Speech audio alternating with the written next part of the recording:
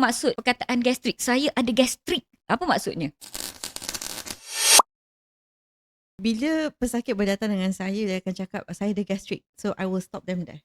Saya akan tanya sakit di bahagian mana. Alright. Sebenarnya pada seorang doktor tu, bila kita labelkan seorang pesakit tu ada gastrik, maksudnya apa?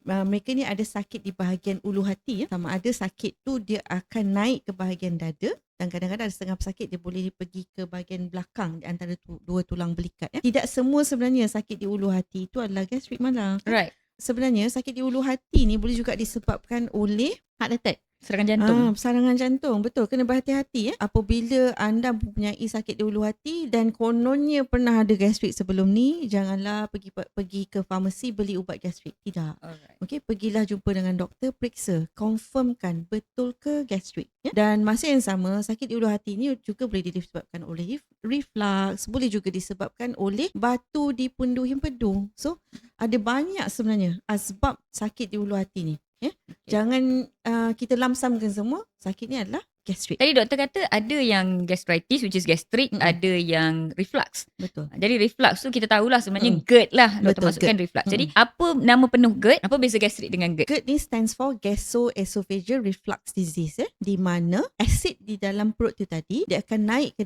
bahagian kita panggil lower esophagus sphincter dan menyebabkan hakisan. Dan hakisan ni kita panggil esophagitis. Secara kita panggil, kalau bahagian medikal kita panggil pathophysiology, maksudnya bagaimana penyakit ni boleh terjadi. Kebanyakan pesakit dia ada sama ada asid berlebihan di dalam perut tadi, ataupun yang keduanya dia ada hiatus hernia. Hiatus hernia ni adalah sambungan di antara perut dan juga saluran makan yang kita panggil esophagus. Tempat yang sambung tu kita panggil hiatus. Tempat ni dia longgar. Di lower esophagus sphincter tu dia longgar. Bila longgar, kalau kita bayangkan makan masuk dalam kita punya saluran makan dan patutnya masuk ke perut dan benda ni akan tutup. Tapi apa terjadi kepada pasien-pasien yang ada hiatus hernia ni, yang boleh ada reflux atau GERD ni tadi, bila dia makan, asid ni dan makanan ni boleh naik ke bahagian dada. So pesakit ni semua, pentingnya untuk kita buat scope ni, untuk kita tengok severity hiatus hernia ni tadi. Bukan saja nak tengok GERD saja.